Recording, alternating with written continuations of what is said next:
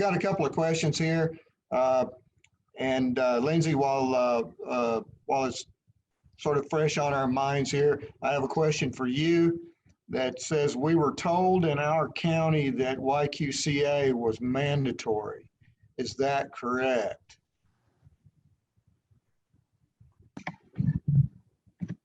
All right. So YQCA is not mandatory.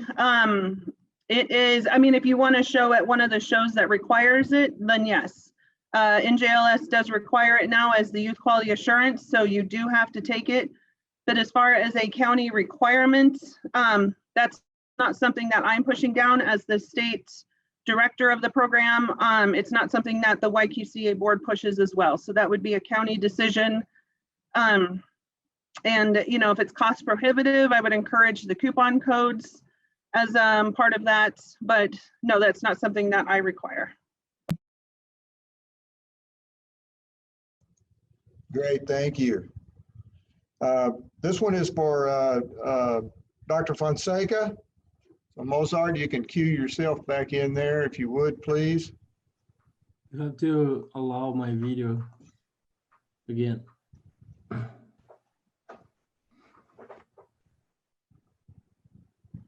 Are you with us? Yes. There you go. Yes, okay, great. So here's your question. Were you saying calves from bulls or cows on a restricted diet would put on fat better than calves from parents that were not on a restricted diet? So that's a great question. That's what we want please, to. I can't, hang on just a moment. Say again. Can you hear me? Yes, I can now. That was my fault. Go ahead.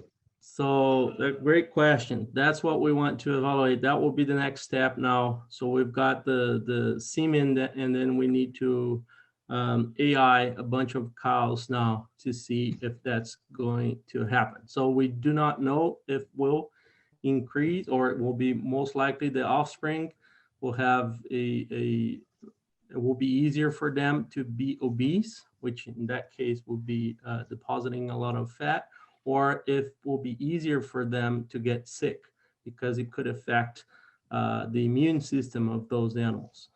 And M6A is just one. So we investigated several other ones. This is just one that is more important because it controls about 50% of the nucleotide modification. But the bottom line is that we want a bull that was good once, not necessarily will be for the next spermatogenesis. That will depend on the level of stressors that they are suffering. So if it's either because of a fight or because there's not enough nutrition on our system, that may impact the offspring. And the way that we measure currently the information that we have, we just can't tell what are the consequences of using those bulls over time. So we're trying to find funds to answer that next question. Great, thank you. So what he's saying in essence is if you have a bull that's wandering around and feeling sorry for himself, it could be problematic with your genetics, right? Yeah, there are several things that are affecting, and of course, testing breeding soundness exam before every season, it's good, but that's only a snapshot of what's going on that time. And even some defects that they're not necessarily will define what happens with the offspring.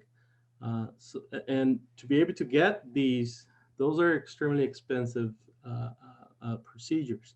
So what we want is in the future, we will need more information, whether you buy a bull or you bind the semen to inseminate your animals. We will need a bit more information on that catalog because it's kind of a Russian roulette at this point in time. So those of you who are cussing your cows out loud and yelling at them, it could be affecting your bottom line. We're going to find that out. So what we see from a nutrient restriction perspective, and we have that data for other animals. So in mice, and that happens in human as well. So whenever you lose or an animal loses a lot of weight, that changes the metabolism. So the body tries to compensate for that loss of energy and tries to accumulate as much as energy possible. And that way is actually increasing the amount of fat in the body. So in the case of cattle, that will be the body condition score or the body fat thickness and other fat pools. So there's an indication that if an animal suffered from hunger at some point, then they tend to compensate and increase the body and decrease the lean proportion on the body. Great, thank you. Mm-hmm. Okay, that concludes sort of our presentations.